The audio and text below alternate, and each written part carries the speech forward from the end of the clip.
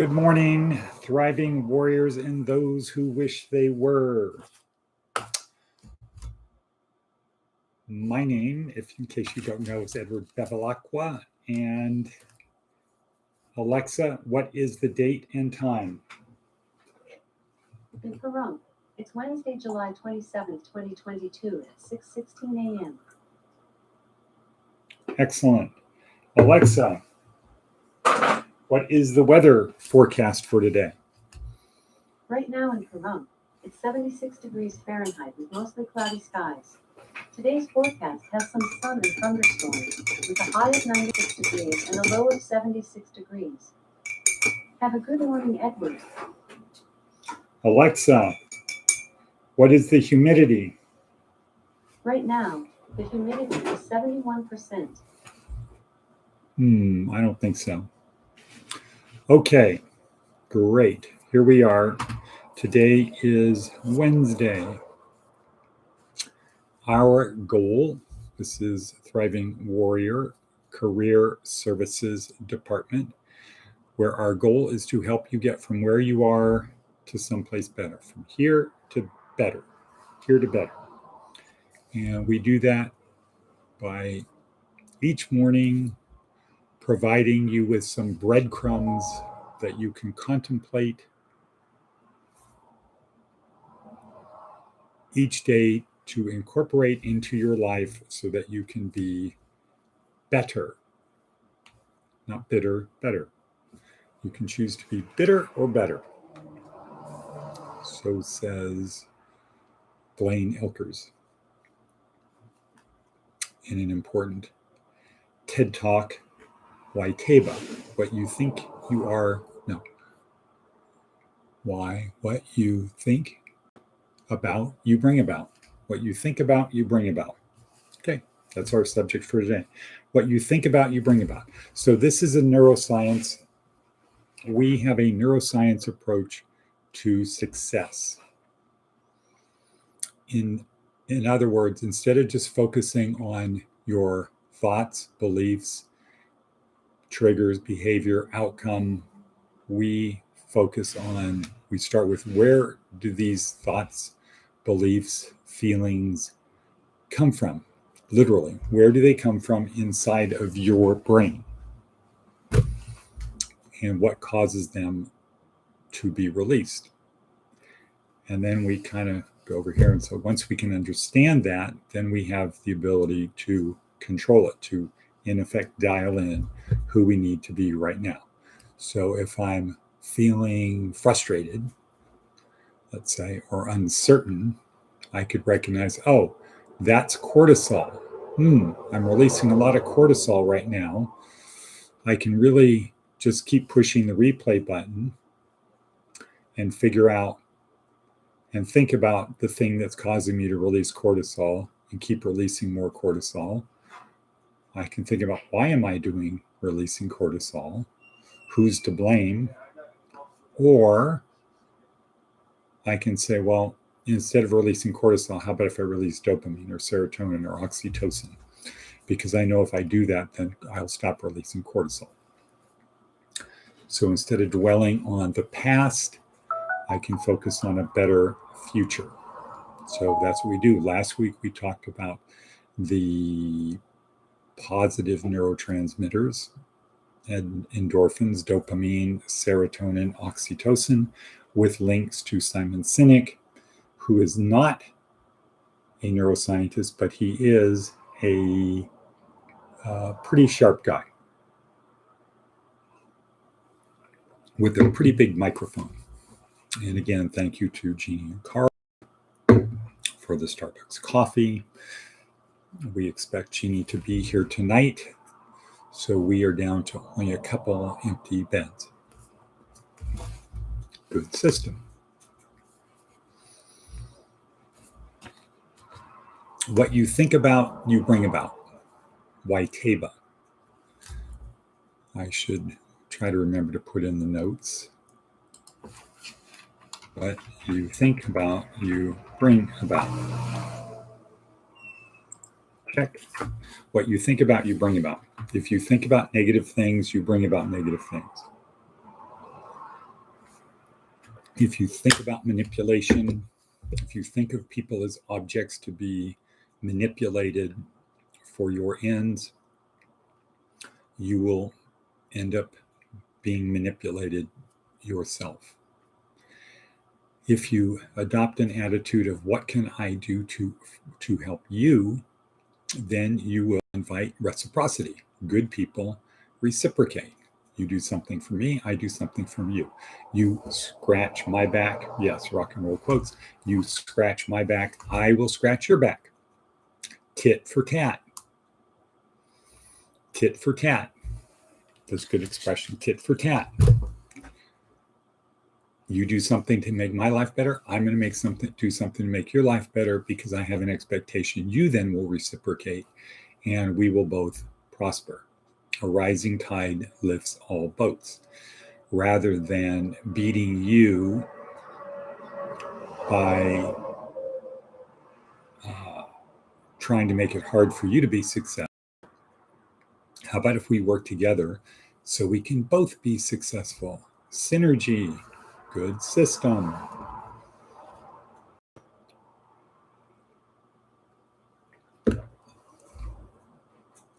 WYTAYBA. What you bring about, what you think about, you bring about. So another thing in Blaine Oelkers' talk is he said, think of your mind as a garden. What you plant in the garden is what you will reap. What you sow, you will reap. If you plant weeds, you're going to get weeds. If you plant flowers, you're going to get flowers. If you plant carrots, you're going to get carrots. What you plant is what you'll sow.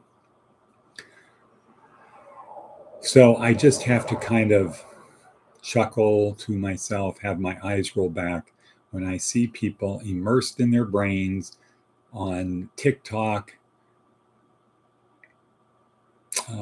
dopamine-inducing music, playing things like Scrabble. In other words, they have no situational awareness. They don't know what's going on around them. They're not contributing to the people around them. They're not making anybody's life better, and they're not making their life better.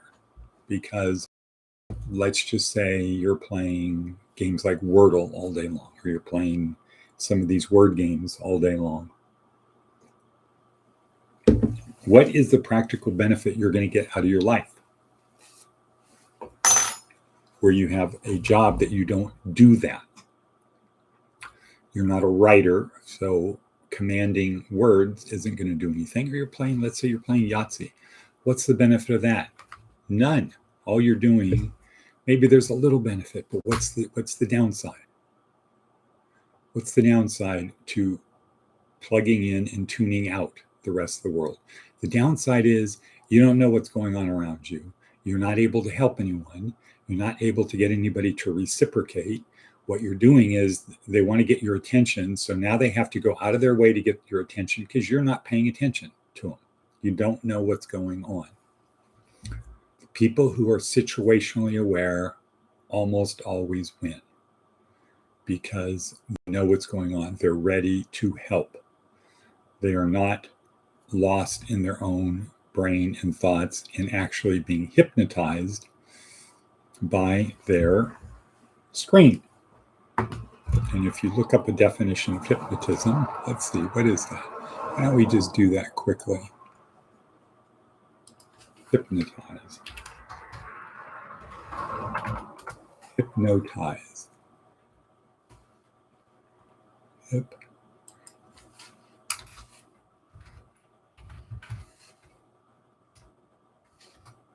Hypnotize.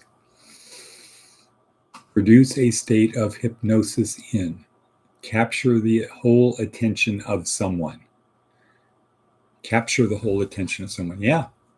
Boom. Mic drop. Awkward. When you are doing something on here, either through your ears, looking at the screen, when you are not situationally aware, you are hypnotized on what's going on around you. For me and pre-smartphone people who are in their 20s, by the year 2007, or certainly by the year 2010. Just put it down. We were hypnotized by television. The purpose of broadcast TV is to hypnotize you with the show so that when the commercial comes on, you will be more likely to buy something, whatever they're selling, whatever the commercial's selling, you'll be more open to buying because you've been hypnotized during the show. How do you know when you're hypnotized? Well, somebody can sneak up on you, somebody can tap your shoulder and you not be aware before it happens, or you jump. Somebody has to get your attention. Hey, you're hypnotized. You are something has captured the whole attention of someone, of you. Your whole attention is focused on the thing. You're hypnotized on that.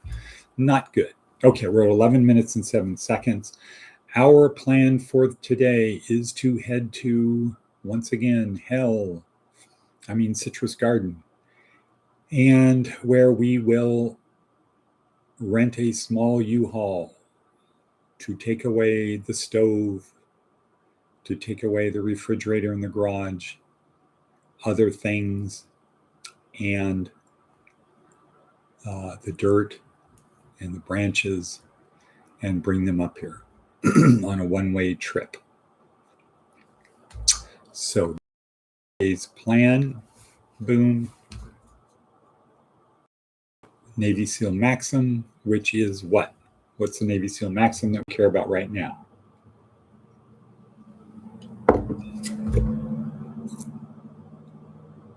Right. There's only two ways to do things. The right way and again. Oh, wait, no. That's not the maxim we care about right now. We care about yesterday was the only easy day. So get out there today, do something to make something happen. Make something happen.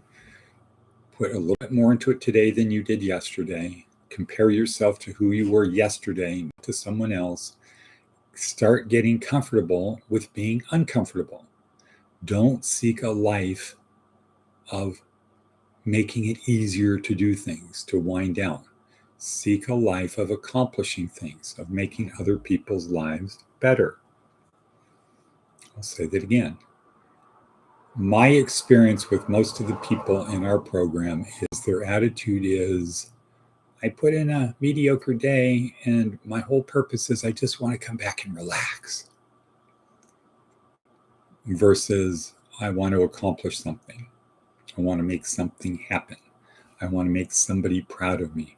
I want to be proud of myself. I want to do something so when I go to sleep at night, I can say, good system, good job. Rather, it's, I need to get back. I got to get on my clothes into comfortable clothes. I got to get down to my sloppy me. Let's say not my sloppy me, my slothy me. I need to get to my slothy me. I don't want to follow the first rule of power. Power perceived is power achieved. I want to reveal my true self. I want to reveal who I really see myself as.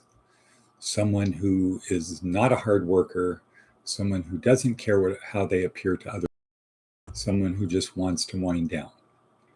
Not a good system. That is the second law of power, giving up power. Not hard to do, because what you bring about. If you think that you work hard, the work you do during the day is hard, and that I need to get back and get into comfortable clothes, slothy clothes. What you think about, you bring about, and then other people will perceive you as such. So, for example, I want to commend Charlene once again. She pretty much looks the same first thing in the morning and last thing during the day. She looks chipper in the morning and chipper at the end of the day. She's wearing her stuff. Her hat could be her Panera hat, could be her green hat, could be her red hat, could be whatever hat she's wearing. She's the same thing every day. And that's a compliment. Consistency. Okay, cool. What you think about, you bring about. What you think about, you bring about. So let's think about the first law of power. Power perceived is power achieved. And with that, at 1526, I will say cut, cut, cut.